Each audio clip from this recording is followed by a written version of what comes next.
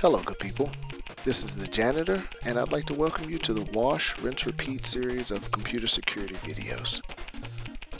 Our episode today focuses on setting up our victim box.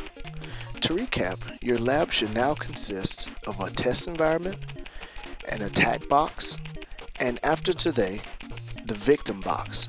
Let's get right into it. I believe from the name you can derive what a victim box is. So let's go directly into why we need a victim box. The first and most important reason for an internal victim box is to keep you and myself from going to prison. Performing the majority of these attacks on random systems could get you prosecuted under the Computer Fraud and Abuse Act. And honestly, I just don't want that on my conscience. These victim boxes are going to take a lot of abuse from us. And as we go through our techniques, we will begin to set up multiple victim boxes, each with their own specific training purpose. And they will be our virtual punching bags. One thing to remember is, to be a computer security expert, you must not only know the offensive attacks, but also how to defend against those attacks. So having yourself as the victim allows you the ability to see the best ways to defend, or at least how to recognize an attack. So what makes a good victim box? And this seems to be a common theme, but again, free is definitely a good thing. Now, there are plenty of places that will provide you, for a fee, a victim system to attack. But there are opportunities provided by the hacker community that again are free. Next, we would like to find victim boxes that have various vulnerabilities to allow for different techniques or exploits to be run against it. And finally, it will be nice to have something that is easily and quickly set up for practice on the fly. When you have some free time, you don't want to have to go through the process of setting up a vulnerable system. Our first victim box that we will be setting up is Metasploitable 2.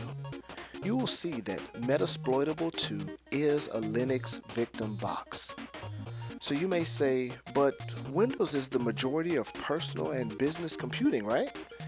And how can we learn to hack a Windows box within the free requirements bullet? Will I need to shell out the money?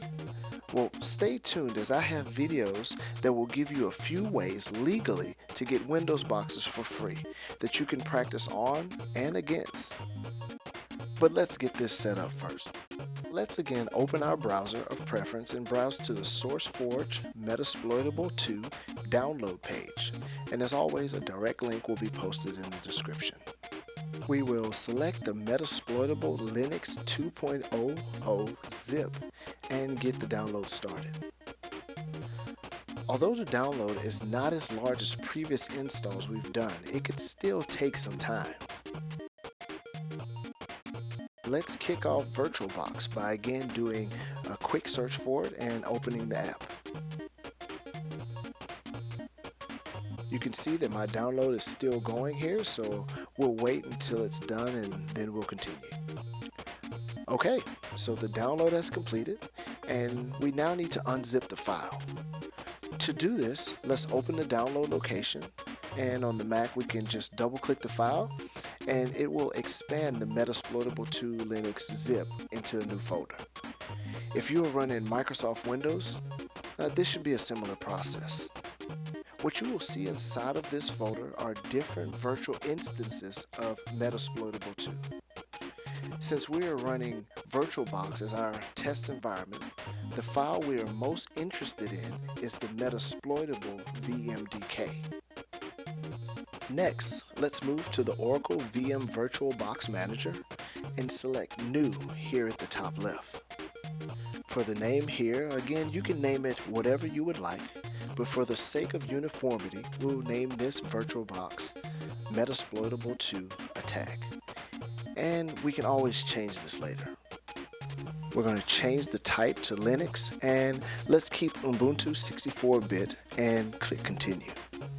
For this box, we will only need about 512 megabytes of memory, and hit continue. For the hard disk, we will select use an existing virtual hard disk file. So go ahead and move your mouse over to that folder with the arrow on it, and let's browse to the VMDK's location. As you can see, the only file that is even an option is the VMDK. So let's select that and click open, followed by a click on the create button. You will then see that our box has been created and it's just about ready to go. One thing to keep in mind is Metasploitable 2 is a very vulnerable system. That means that we do not want this system to be truly exposed to anyone but ourselves attacking it. There's just one quick tweak we need to make before starting our instance of Metasploitable 2.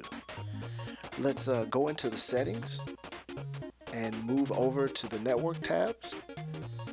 Let's change the attached to internal network. I've previously made a network name of JanitorNet, but you can either keep the default of INTNet or make your own custom network name. Click OK, and let's get this box powered up by pressing the start arrow. You'll be brought to this login where the user and password will be MSFadmin, all lowercase. Now this victim host is not graphical, but don't panic, I'll guide you throughout this entire process. There are a few Linux commands that I would like for you to type here so we can get things set up. The first command I would like for you to type is sudo su-. This will immediately prompt you for a password, and it's the same as before, MSFadmin. Hit enter after typing that, and type this command, ifconfig, and hit enter. You should see two interfaces here, one that says ETH0 and another that says LO. Now, we're only concerned with the ETH0 here, so let's type in ifconfig ETH0 10.10.10.2 netmask 255.255.255.0 and hit enter. Let's type ifconfig again, and you will see that you have just set up the IP address and the subnet mask of your victim system via command line. Very good. Now let's start our Kali Linux attack box. We're going to go ahead and log in as root and the password you set for your box. We know that Kali has a graphical interface, and we need to do the same process that we just did for the Metasploitable box here in Kali. It's just graphical.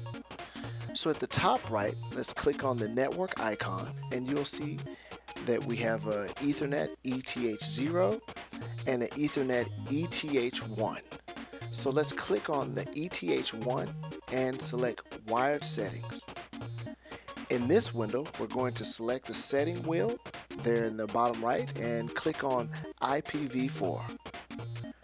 Change the addresses from DHCP to manual, and now it's time to set those addresses. For the address of this system, let's type in 10.10.10.25, and in the net mask, let's type 255.255.255.0. We will not be using a gateway or a DNS server, so let's click apply to make the changes to the network. We now need to make ETH1 active by toggling the switch there in the upper right corner. We now have network connectivity to our internal network. And to confirm that we're connected to our Metasploitable victim machine, let's open a terminal. Move your mouse over to the left hand side and click the second icon down. We're going to type ping 10.10.10.2 and hit enter. You should see exactly what I have here on my screen with the 64 bytes from 10.10.10.2 with some trailing content. To stop this from scrolling across the screen, hold down the Control key and press the letter C on your keyboard. Now let's switch back to our Metasploitable box and confirm that it can see the Kali Linux box. From Metasploitable, we will type ping 10.10.10.25 and hit enter. Again, you should see the 64 byte message coming through. This time it's saying it's coming from 10.10.10.25. Hit Control C to stop it from scrolling. And congratulations, we are ready to begin getting hands-on with our exercises. For the next video, we'll be discussing how and why the first steps we take for any system we're going to attack is to scan. But today, we put another system into our test environment. We set up our victim box, and now the real fun can begin. I want to thank you for watching, and if you liked this video and found it helpful, please give it a thumbs up. Comment and subscribe to be notified of new videos and when they're posted. Again, I'm the janitor, and I'd like to thank you for watching this episode of Wash, Rinse, Repeat. Remember, stay focused, never quit.